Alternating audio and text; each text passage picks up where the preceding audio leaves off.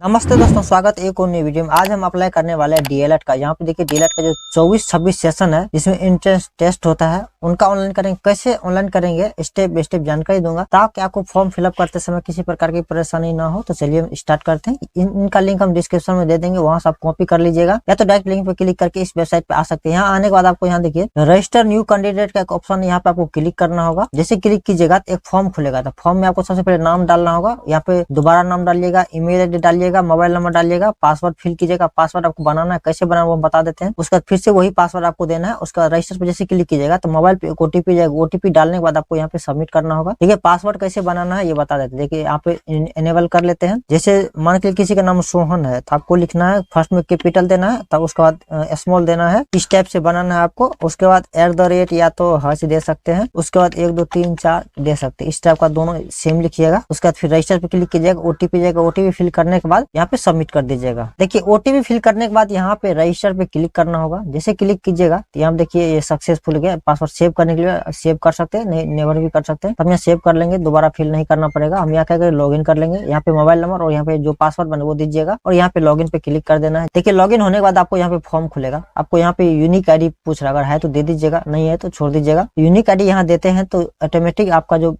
10-12 का डिटेल है उसे फिल कर लेगा ऑटोमेटिक। उसके बाद यहाँ पे डिस्ट्रिक्ट आपको सेलेक्ट करना होगा। उसके बाद यहाँ पे नेशनलिटी सेलेक्ट है। उसके बाद देखिए मदर्स नेम है, यहाँ पे मदर्स नेम दोबारा लिखना होगा। यहाँ पे फादर्स नेम है, फादर्स नेम दोबारा लिखना होगा। उसके बाद डेट ऑफ बर्थ यहाँ लिखना है, दोबारा डेट ऑफ बर्थ यहाँ लिखना है। उसके बाद करंट एज क्या है वो यहाँ पे आ जाएगा। उसके बाद जेंडर देना है, यहाँ पे जेंडर वेरीफाई करना है, दोबारा लिखना है जेंडर। उसके बाद यहाँ पे डोमिसाइल आप कहाँ से, बिहार से या दूसरे स्टेट से है। अगर बिहार से तो यस कीजिएगा, नहीं है तो नो कर दीजिएगा। उसके बाद कैटेगरी यहाँ पे सेलेक्ट करना होगा, किस कैटेगरी से आप आते हैं, और यहाँ पे कैटेगरी सर्टिफिकेट भी आपको अपलोड करना होगा। उसके बाद यहाँ पे विकलांगता के बारे में पूछा, अगर है तो यस कीजिएगा, नहीं तो नो कर दीजिएगा। अब यहाँ पे पूछ रहा है यू आर डिपेंडेंट सन, तो कोई डिपेंडेंट कैंडिडेट है, यहाँ पे यस कीजिएगा, नहीं तो नो कर दीजिएगा। अगर यस करते हैं वेरीफाई करना होगा। अगर आपने यहाँ उर्दू से 10+2 की है तो यहाँ पे फिल कर दीजिए, यस कीजिएगा, नहीं तो नो कर दीजिएगा। और यहाँ पे आपको वेरीफाई करना होगा। और सब फैकल्टी यहाँ पे पूछ रहा है आप किस से, साइंस से, आर्ट से 12th किए, वो यहाँ पे दे देना है आपको फैसिलिटी फिर से सेलेक्ट करना होगा, आर्ट्स साइंस कॉमर्स जिससे भी आप इंटर किए वो यहाँ पे दे देना है। अब देखिए यहाँ पे पूछ रहा है अगर इंटरमीडिएट पास किए हैं तो आपको यहाँ यस कर देना है। जैसे यस करते हैं यहाँ पे देखिए एक इंटरमीडिएट कॉलम खुल गया। अगर आप नो करते हैं यहाँ देखिए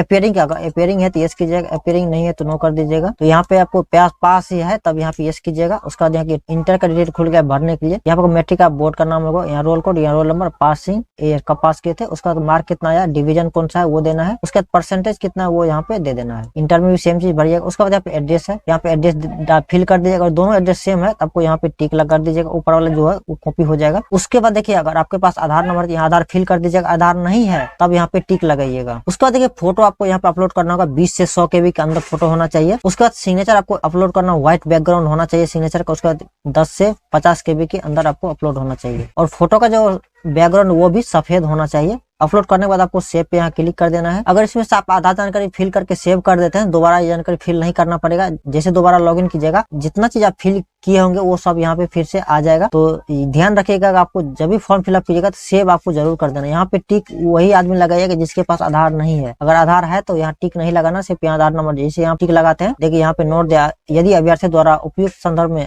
आधार नंबर अंकित नहीं किया गया है तो उनके द्वारा निम्नांकित घोषणा की जाएगी। मतलब ये जिनके पास आधार नहीं है वो यहाँ पे टिक लगाइएगा। देखिए जैसे आप बिहार से यहाँ आते यस कीजिएगा तो आपको यहाँ पे जो ये रेसिडेंस सर्टिफिकेट है वो यहाँ पे अपलोड करना होगा। जैसे नो कीजिएगा तो यहाँ पे नहीं आएगा। यस करते हैं तो यहाँ पे देखिए अपलोड का एक ऑप्शन आएगा, तो आपको यहाँ पे डोमिसाइल सर्टिफिकेट अपलोड करना होगा। जैसे निवास प्रमाण पत्र वो अपलोड करना होगा। उसके बाद किस कैटेगरी से आते हैं, अनरिजर्व है, यहाँ पे ईडब्ल्यूएस है, ईबीसी है। अगर ईबीसी से आते हैं क्लिक कीजिएगा, यहाँ पे ईबीसी आपको देना होगा। और यहाँ पे कैटेगरी जो कास्ट सर्टिफिकेट है वो यहाँ पे अपलोड करना होगा। देखिए यहाँ पे डॉक्यूमेंट अपलोड कीजिएगा तो इसका साइज रहेगा 1 MB से कम रहेगा, PDF फाइल में अपलोड कीजिएगा। जैसे डॉक्यूमेंट अपलोड हो जाएगा तो डॉक्यूमेंट आप यहाँ से व्यू करके देख भी सकते हैं कौन सा डॉक्यूमेंट है। अगर गलत है तो डिलीट पे क्लिक करके दूसरा डॉक्यूमेंट अपलोड कर लीजिएगा। सारी जानकारी फिल करने के बाद आपको यहाँ पे सेव पे क्लिक कर देना है। जैसे ही सेव हो जाएगा तो आपको प्रीव्यू कर लेना है। यहाँ से एक बार जानकारी को अच्छी तरह चेक कर लेना। अगर सब सही होगा तो आपको यहाँ पे पे क्लिक करना होगा। जैसे पे क्लिक करते हैं यहाँ पे देखिए पे VI सब पे क्लिक करना होगा। जितना अमाउंट लगेगा वो यहाँ पे शो हो जाएगा। तो यहाँ से आप पेमेंट कर लीजिएगा। यहाँ पे कार्ड के थ्रू पेमेंट कर सकते हैं, UPI है और स्कैन QR कोड है, यहाँ पे नेट बैंकिंग है। किसी एक से यहाँ से पेमेंट कर लीजिएगा। पेमेंट करने के बाद आपको रिसिप्ट जनरेट होगा, उनको आपको प्रिंट कर लेना है। जैसे पेमेंट हो जाता है आप प्रिंट रिसिप्ट डाउनलोड कर सकते हैं। डाउनलोड रजिस्ट्रेशन फॉर्म पे क्लिक कीजिएगा। यहाँ से इस पे जैसे क्लिक कीजिएगा नीचे जगह यहाँ प्रिंट का ऑप्शन है, यहाँ से प्रिंट कर लीजिएगा।